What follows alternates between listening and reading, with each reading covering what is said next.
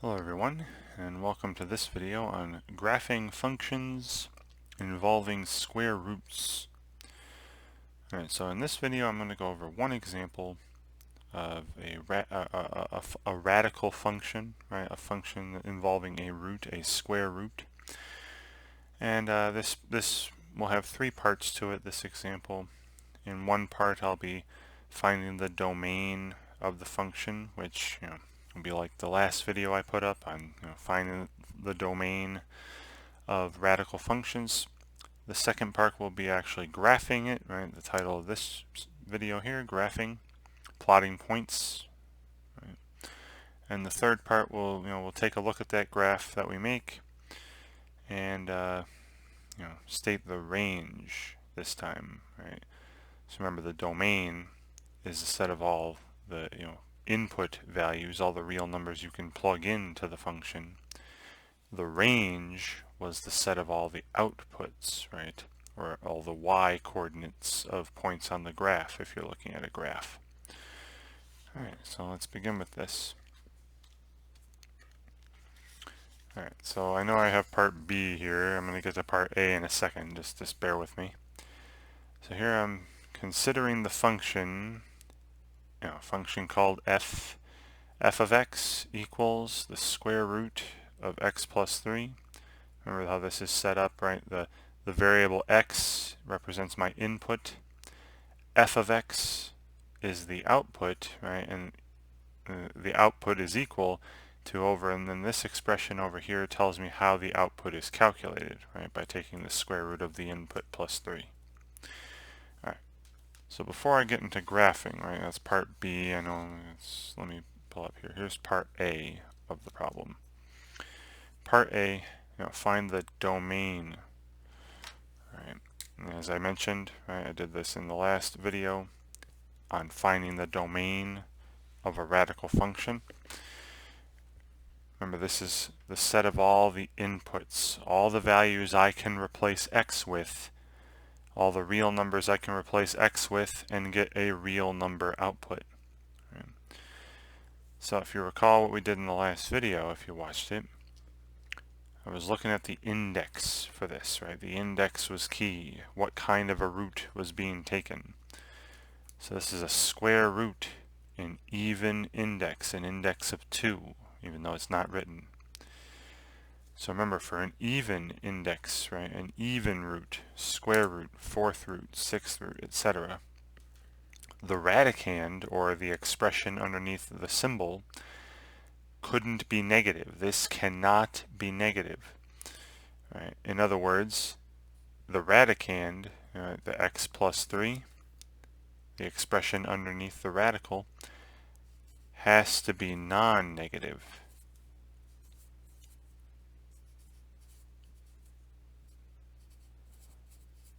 And what we did with this statement was set up a little inequality, right? This x plus 3, right, the radicand, to be non-negative means that you are greater than or equal to 0, right? Just not less than 0. And then we would solve this inequality that's set up here where the radicand is non-negative, the radicand is greater than or equal to 0.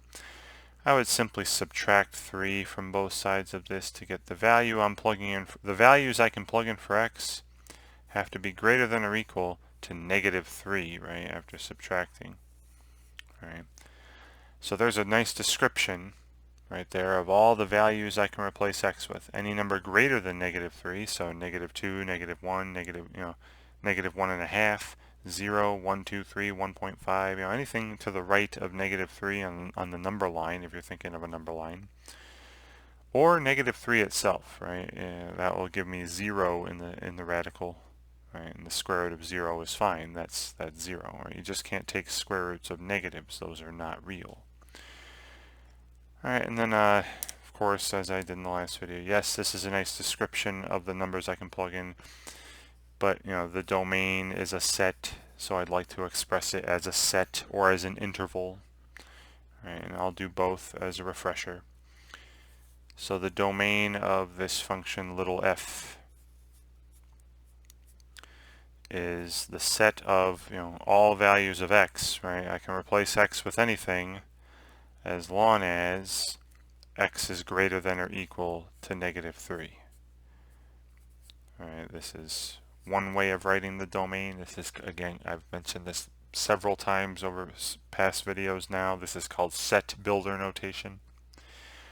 Or I could also write this in what's called interval notation, where, this is all the numbers greater than or equal to -3. So -3 is like, the low end of this interval, this set. There's no value less than -3 in this set. So the low end is at -3. So I put -3, comma, and then, there is no upper end. All the numbers greater than -3 belong to this set, belong to the domain, can be plugged in for x. So like a million, a billion, a trillion, quadrillion, a googolplex, and so on. There is no high end, right? There is no highest value. So to indicate that, I put a positive infinity, right? So this is representing every number, from -3 onward, -3 and up. And then you cap them off, right? Now -3 is in the set, -3 can be plugged in. So remember, you indicate that an endpoint is in the set with a rectangular bracket like this. Nice 90-degree angles there, try the best you can. And then infinity is not a number. You can't plug in infinity. It's just an idea. It's not an actual number. So parentheses always on infinity, or even, negative infinity.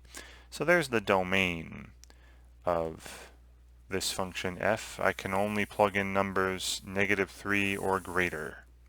Okay? Well, I'm going to keep that in mind when I go to the next part, right? The next part is actually, part B is make the graph this function with some point plotting. All right, so I'm going to make a table. Now before I do that, I'll put the axes on here. I probably should have done this ahead of time, but oh well, here we are now. So take out my ruler here and let's make some axes. So first I'll do the y-axis, right, the vertical axis. Okay. So there's the output variable y, or you could call it f, if you want, right, because the output is f of x. Then the horizontal axis, let's go here. Alright, there we go. And the input variable is called x, right, and that's usually reserved for being represented by the number line that's horizontal, right? So x, so the x-axis horizontal, y-axis vertical, great. Alright, so what I'm going to do is, before I get to plotting points now, I'm going to make a little table off to the side here. Alright, so here's a table where, again, you can make rows or columns. I'll have values of x, and I'm going to plug in then the output f of x, and even maybe just write how it's going to be calculated, right, by taking the square root of x plus 3. And then a third column if you want, right? You don't have to have this if you see what the ordered pairs are going to be. But in the third column, the ordered pairs I'm going to plot with the x coordinate of x and a y coordinate of the output, right, f of x. All right, and this will be the x and y coordinate, or x and f coordinate, input and output. Okay. Now I did mention the domain. All right, remember the domain was I can only plug in numbers for x -3 or greater. So don't plug in like -4. Right, that'll give you the square root of a negative number, and that's not real, right? Not a real number result. Okay, so the first number I'll plug in is -3, and then the value of f at -3 is, the square root of -3 plus 3. That's the square root of 0, or just 0, right? So input -3, x coordinate, output 0, y coordinate, or f coordinate. I'm going to plot this point on the coordinate plane in a second, right? Now, when you're doing square roots, all right, when you're doing square roots, I would like the radicand. I'm going to do this off to the side here. You know, I would like it if the radicand was a perfect square. It doesn't have to be, but it does make it easier to plot points if your output is actually the square root of a perfect square. So I'd like the radicand to be a perfect square. You know, when this is a square root here. So what are the perfect squares? Well, I already found 0, right? 0 is, remember that 0 squared, that's a perfect square. 1 is a perfect square, right? That's 1 squared. 4 is 2 squared, right? 9 is 3 squared, and so on. So I'd like to plug in some values for x that give me 0 as the radicand, or 1, or 4, or 9, right? Just to make the outputs a little easier to take. So you notice how when I plugged in -3, the radicand ended up being 0, right? -3 plus 3. So then we could go off to the side here and say, okay, you know, when is x plus 3 equal to 0? When x is -3. When is x plus 3, you know, the radicand, when's that equal to 1? When x is -2. Alright, so I could plug in -2 for x in my column here, my table. And then the value of f at -2 would be the square root of, you know, -2 plus 3 is 1, the square root of 1, the square root of a perfect square.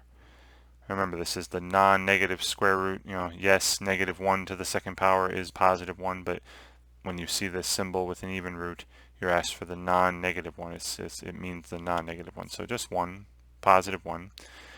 So input -2, output +1. I'm going to plot that point. Okay. Again, if I want a perfect square of 4 in the radicand, you know, when is x plus 3 equal to 4? You know, subtract it when x is 1. Right. So the next value I plug in, you know, now you can plug in -1. Right. That's not wrong. Okay. F of -1 would be the square root of 2, right? -1 plus 3 is 2, but 2 is not a perfect square, right? The square root of 2, if you were to punch that in a calculator, is about 1.414, right? 1.414 something. So it's not a nice whole number like when you have the square root of a perfect square. But you could still you can still use it. I mean, you know, so input -1, output, you know, square root of 2, or about 1.4. And, you know, we can plot that point if we want. It just won't be as nice. It won't be as easy to plot because, you know, the inputs and outputs aren't all integers. So yeah, so I would rather plug in 1, right, to give me a perfect square as the radicand. So plugging in +1, right, I got f of 1 equals, you know, the square root of 1 plus 3, the square root of 4, which again, this is the non-negative. You see that symbol, non-negative square root of 4, that's +2. So I'd be plotting the ordered pair, you know, input 1, output 2. And I'm going to go just one more here. You know, when is x plus 3 going to be equal to 9, right? The next perfect square. When x is 6, right? So yeah, you can plug in 2, 3, 4, 5. It's just your output's not going to be a nice number, right? It's going to be like the square root of 2 or square root of 3, you know, something irrational. What's the value of f at 6? Well, that's the square root of, you know, 6 plus 3, the square root of 9. And again, the non-negative square root of 9, +3. So I got the ordered pair, 6 for the input, 3 for the output, and so on, right? I could do this forever, right? And let's start plotting these points. Okay. Now back on the coordinate plane here. I'm gonna have this be so that every square represents 1 unit. All right. So every square on the x-axis represents 1 unit, and stay consistent. And you know, every square on the y-axis will also represent 1 unit here. So the first point I'm going to plot is this, you know, -3, 0. Right? So -3 on the x and 0 on the y, and that is, you know, this point right here. And you can label it if you like. but you know, I got the points in a table over here. Next, -2 for x, 1 for y, right? So -2 for x, 1 for y. That is this location, right there, that point. Then now again,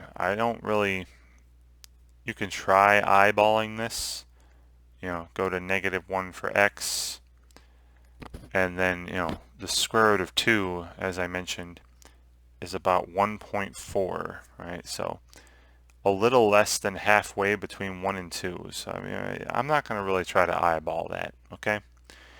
You can plot a point there if you want, eyeball it maybe there, you know, a little less than halfway between 1 and 2 units up. But again, square root of 2 isn't a nice number for me to plot points with.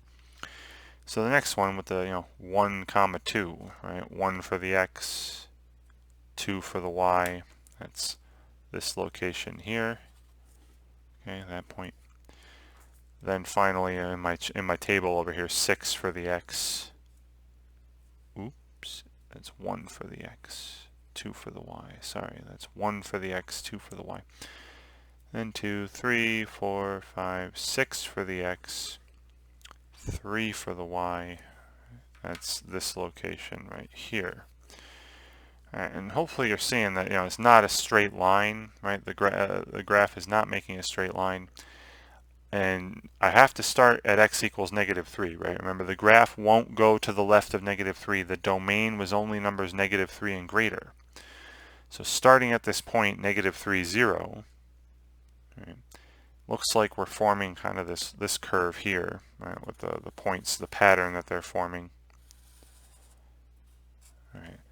And really this is actually, you might see this later, this is actually half of a parabola that's opening to the right, but it's the top half, right, when you have a positive square root.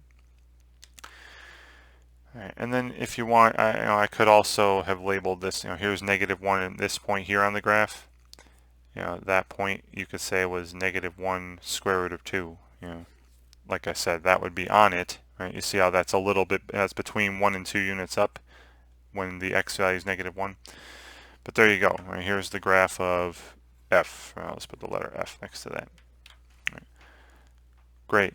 And again, it looks like it would continue on upwards forever, right? You know, you could plug in 6 and get 3 as an output. Then the next perfect square would be 16. So I'd go out to, you know, plug in 13 for x, get the square root of 16. You'd go to 13, 4. And then, you know, the next perfect square is 25. Then you go out to 22, 5. You know, plug in 22 for x to get the square root of 25. And it looks like the further to the right I go, the larger this output gets, right? It goes up higher and higher, but it's just going up very slowly, right? It's, you know, 6, 3, 13, 4, 22, 5. You know, it's going up and up and up, but just very slowly. Great. And so that's why I got the little arrow there, right? Cool. All right, so there's a graph of a square root function, and if you recall too, there was a video a while back I put up with graphs of basic functions, and one of those was a square root, I believe. And remember, the basic square root of just x actually just does this, curves up like this. It's like, again, half of a parabola, right? Like the top half of a parabola that would be opening to the right. Wonderful. All right, so part A is done. I had the domain, right? All numbers -3 or greater are in the domain. Those are all the values I can plug in for x.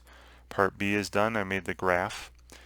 And then lastly, part C is now based on this graph, right? Based on this graph here, determine the range.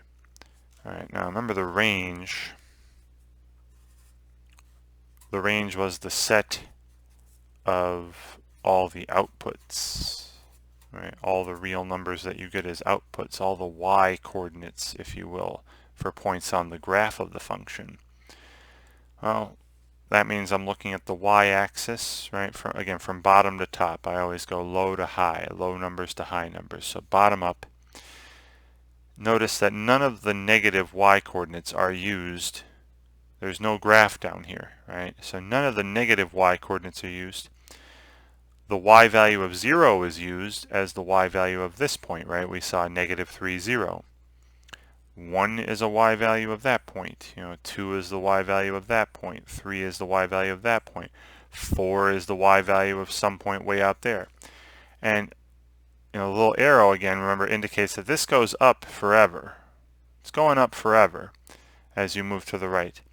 So every single y coordinate from 0 upward is used in some point of this graph. So the range, all right, when I describe the range here, I can say that y is any non-negative, right? Because again, no negatives, just 0 and up. I could describe it in words. Y is any non-negative real number.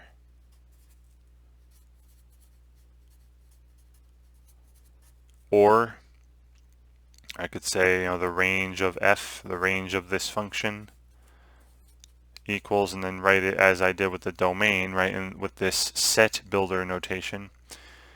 And now this time I'm talking about, again, y coordinates, right? So I'm going to say the range of f contains all the values of y that I want, as long as, y is non-negative. You can write that out in words, or, say it as an inequality, right? What does it mean for y to be non-negative? That means the value of y, all right, all the y coordinates on this graph are greater than or equal to 0. That's another way of stating the range in set builder notation. Or I could say the range of f equals, and then put this in that interval notation. We're again looking at the y, what y coordinates used. The lowest value used on the y-axis is 0.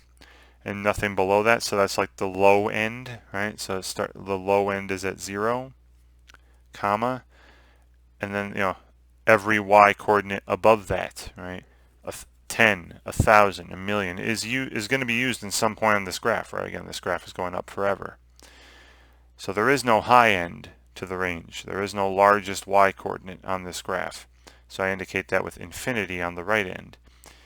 Now 0, right, I mentioned 0 is a y coordinate here. 0 is an output for negative 3, right there.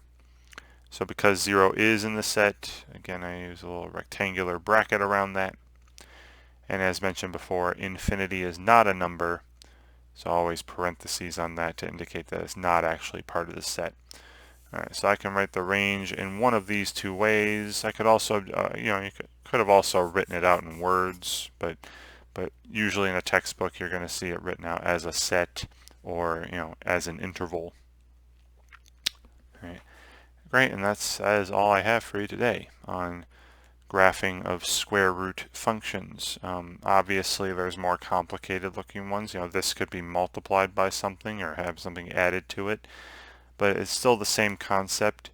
When I'm taking a square root, the expression inside, right, the radicand has to be non-negative, so you figure out where that happens, and then you can plug in some values, as long as they're in the domain, plot some points, and I would recommend, with a square root, that you plug in values for the input that will give you perfect squares inside the square root symbol. That way it'll be easier to calculate your outputs and easier to plot points on your graph paper. All right. Or just if you're not using graph paper, just try the best you can to make sure everything's straight and evenly spaced and all that when you set up your axes. I know it's easier said than done. That's why I actually prefer using graph paper when making graphs. Fancy that, it's in the title, graph paper.